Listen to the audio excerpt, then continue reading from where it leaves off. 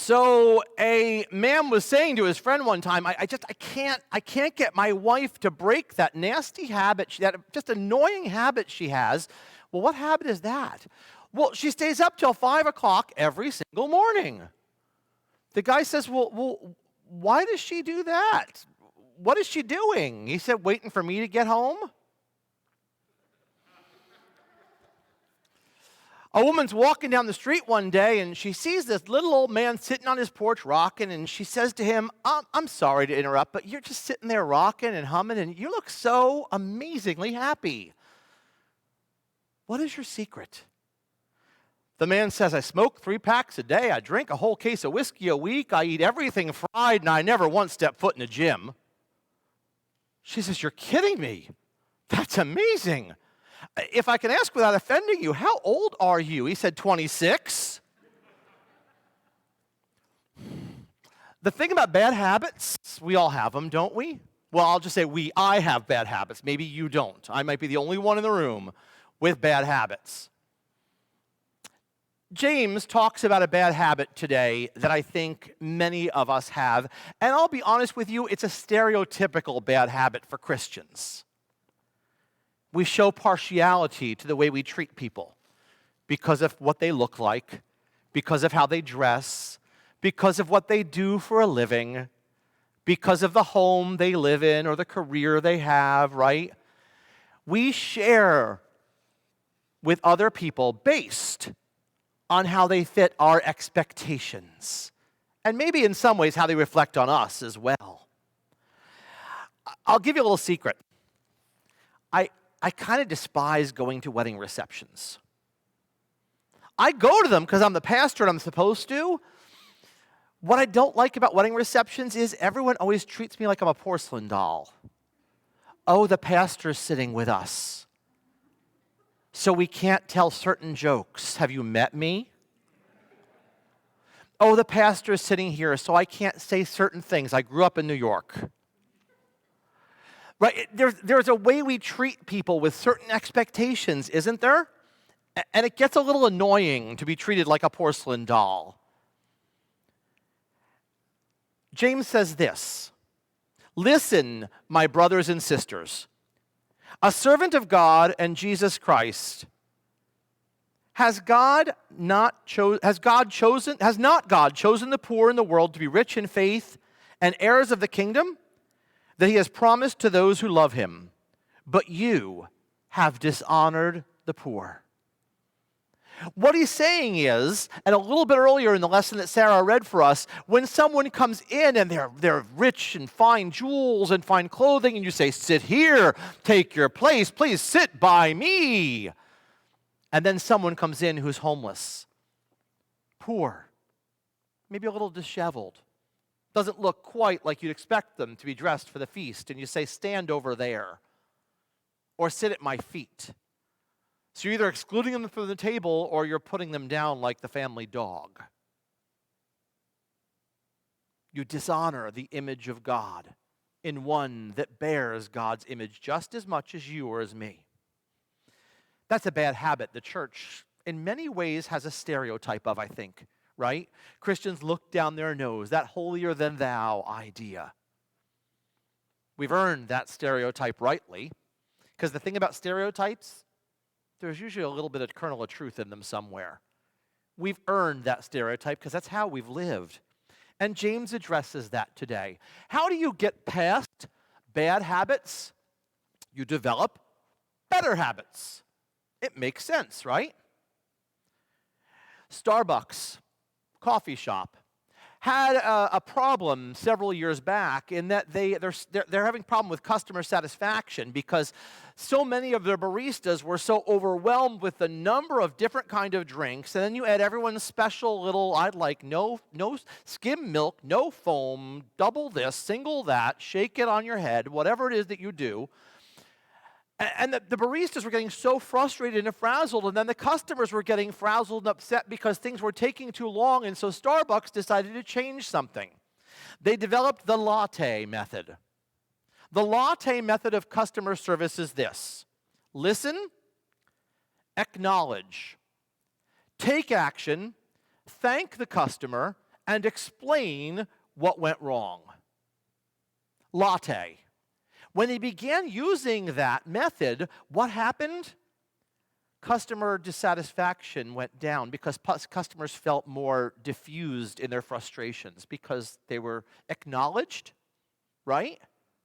And when customer dissatisfaction went down, employee production went up because they weren't as frazzled. Febreze started in 1993, and it was a real stinker. It flopped. Why? It's a great product. They finally began to realize that people with stinky homes don't know they have stinky homes, or they wouldn't have stinky homes. It's called olfactory fatigue. They didn't know they needed it. So they decided to market differently. They found out that people love a sense of satisfaction, and they love the feeling of finishing the job and doing it well. So they began a marketing campaign of reward yourself with a blast of Febreze. They're now a multi-million-dollar company. Stop the bad habit and develop a good one. Success comes in the habit of doing things differently. And what James says to us is that love goes a really long way. Today in the gospel lesson, we see the story of Jesus and the Syrophoenician woman. And this story is really a bothersome one on its surface level, because here, Jesus is being kind of a jerk. Let's just own it. Jesus is a bit of a jerk here.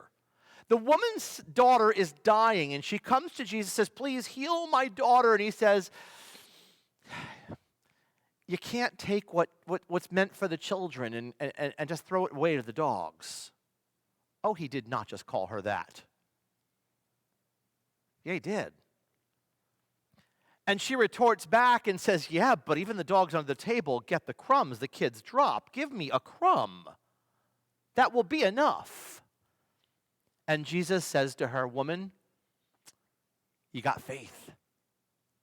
Faith isn't quite the word I would have used. Woman, you got faith. I'll give you that. Your kid's healed. Go home. Be well. Jesus was right. He was a jerk, but he was right. The woman had no right to approach him. She was a woman. He was a man. She was a Syrophoenician woman. He was an Israeli man. She was a Canaanite, non-Jewish Gentile woman. He was a Jewish rabbi. They had no right for her to approach him. She was here, and he was here. And yet in that very moment, something happened. The stereotypes went down. The love was more important, and the healing happened. Later in the story, we see Jesus coming, and they bring a man to him, and the man is deaf and dumb, and Jesus puts some mud in his ears, and Jesus spits and touches the man's tongue, and he's I know we're all kind of skeeved out by that. Go with me. It's Bible times. It wasn't COVID. And they end up, like, the man is healed. And people are amazed. They said, "He's done everything well. He has done everything well." Wow. As I read that story, I reflected on the story of the Syrophoenician woman, and I smiled and thought, that man was not the only one who got a new way of looking at things and a new hearing of the gospel that day. Many of them saw in a new way. James says this: "You can say you love God, but your life says otherwise. Show me your love." James says this: "You say you love God, you say you believe in God, well, good for you. Congratulations, pin a rose on your nose. Isn't that nice? You're special. The demons believe. What makes you different? It's the way you live your life. Faith without works is dead." What James is saying here is not that we believe and do good things to get God's approval, we're not storing up brownie points to get into heaven. It's because once we understand the radical, life-changing, hope-giving, renewing blessing of God's love in our life, we live a life that exudes that love for others. Our faith doesn't come because we want to be loved. Our faith is an outpouring of the love that God has for us. In the end of the gospel, it says it best. He did everything well. Not that Jesus believed, but that he did it. Not that Jesus had faith, but that Jesus had works. He did everything well. And as a result, people's lives were changed. Because of Jesus' relationship with the divine in him, God changed lives. The outsider found a home. The blind could see, the deaf could hear, the mute could speak, the lame could walk. Because of his relationship with God, hope was born anew. He has done everything well, they said. It's because faith found its way into action. He has done everything well. May they say that about us. Amen.